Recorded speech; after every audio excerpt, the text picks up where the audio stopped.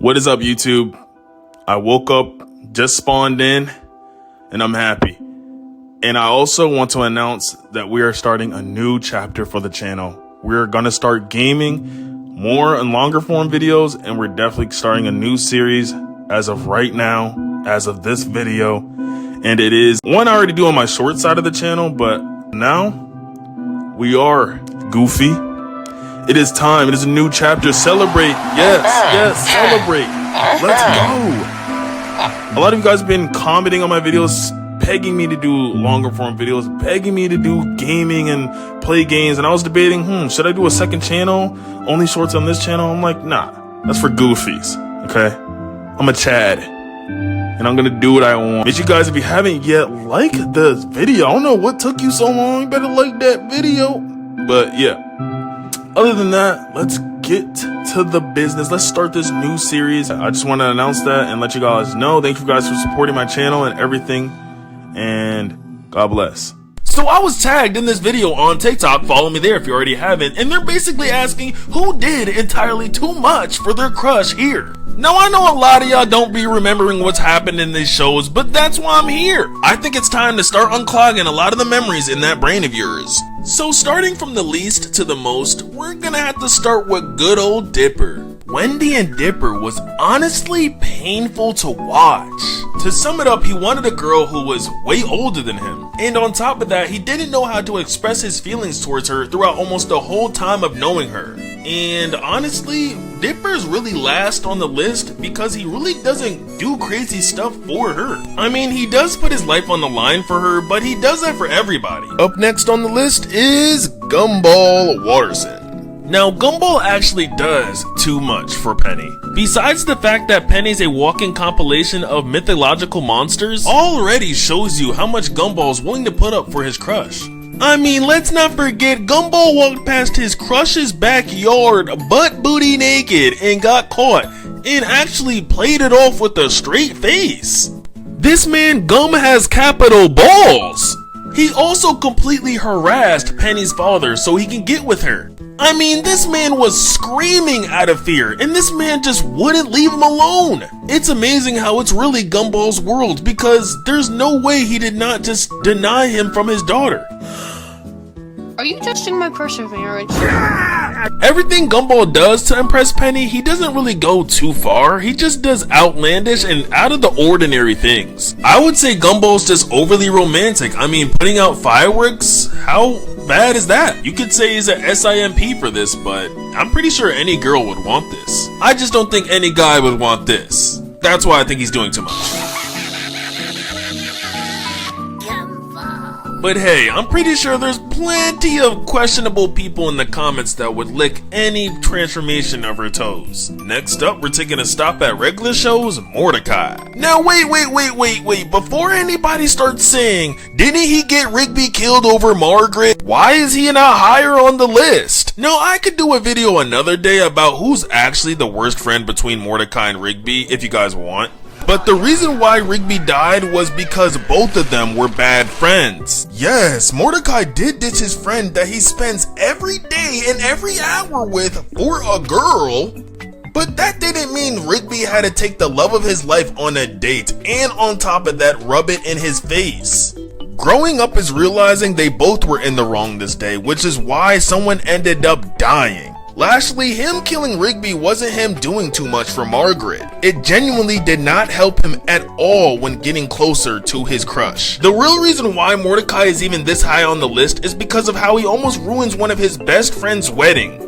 Remember that great awful speech that Mordecai gives about finding your soulmate and how you might think you found the right one for you, your real soulmate could be anywhere in the room. The fact that he said this garbage speech and didn't even point at CJ is just crazy. What if she just went mad and completely ruined the wedding? He's lucky she stormed out the building a different way. Is this a game to you? What? No! The reason why Mordecai is even high on this list is because he's 23 years old, acting like that high schooler constantly reminding girls, where my hug at?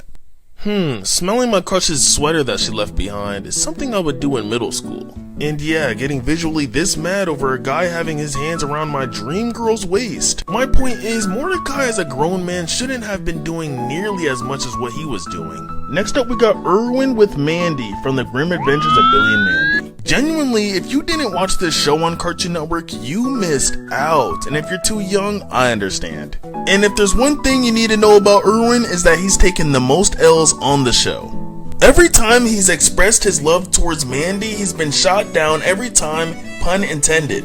He's been filled with water and popped like a balloon at a kid's festival. Poked in the eye by Mandy, he's been beaten up by Mandy over 100 times. Not only has he been beaten up, he's been rejected 100 times. Do you wanna? No. Well, how about? No. Well, we could. No. But you? No. What? And not only by her, other girls in the school. Hi, Mindy. Want a lick of my? Oops. Later, loser. I love you. And even a grown-ass man dressed up as a girl. I mean, he even drew up Mandy's face on a balloon, started making out with it, and still, somehow, ended up in a pack.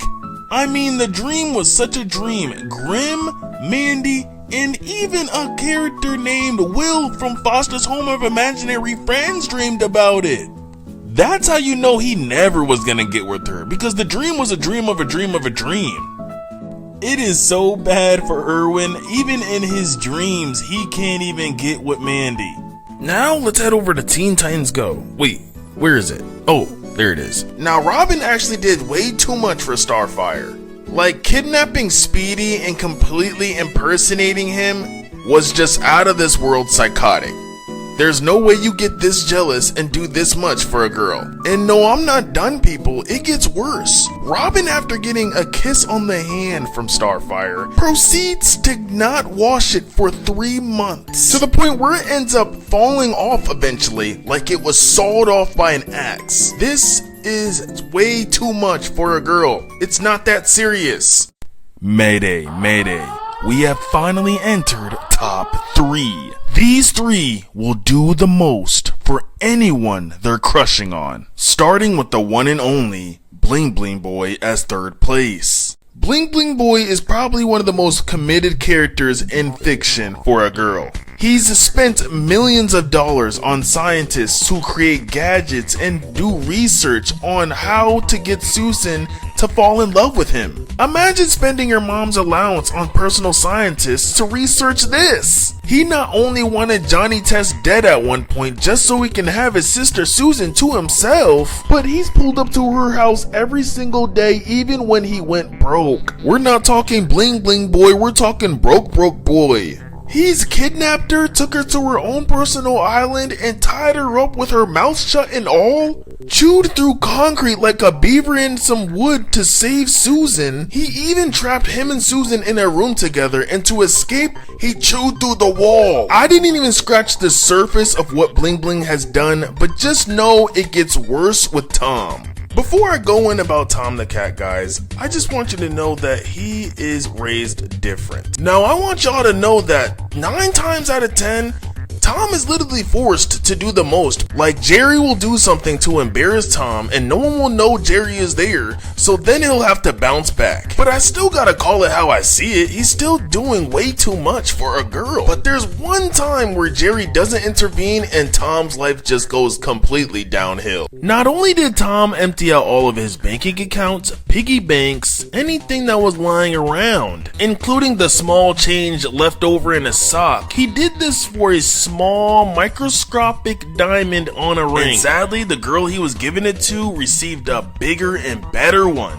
So after that, he sold his car, he sold his life away, he sold his arm, sold his leg, and willingly signed himself into slavery with no questions asked. And I'm sorry, I lied. He didn't sell his car. He sold all of his life away just for that used, beat up car. And sadly, the girl he drove up to got picked up in a bigger, longer, and longer, and longer car. And I wish I was making this up. This was on Cartoon Network back then, by the way. If this was on now, I don't know. But after seeing that they got married, Tom went in front of a train track and ended it all right there. Now you're probably thinking to yourself, how could the #1 spot top that? How could Timmy Turner top that? Let me tell you, we all know Timmy has had a crush on Trixie. He even let his Fairly Odd parent Wanda take over his body. Your shoes. You do? But remember the episode called Just the Two of Us? In this episode, Timmy not only wished for his classmates to disappear, no, he wished for everybody to disappear, including his parents. What happened to the other kids with fairies? Wait, what happened to their fairies? They're just gone? Freak who let this man cook, who let this man wish? Who gave this kid wishing powers? And if wishing for the whole universe to disappear wasn't enough for Timmy, he also spent the day constantly reminding her how good she looks and how pretty she is. He definitely maxed out and completed the Simp Battle Pass. Hope you guys enjoy your day or night, and make sure you guys join up my Discord community. We are the best Sonic server in the world. Subscribe, love you guys, peace.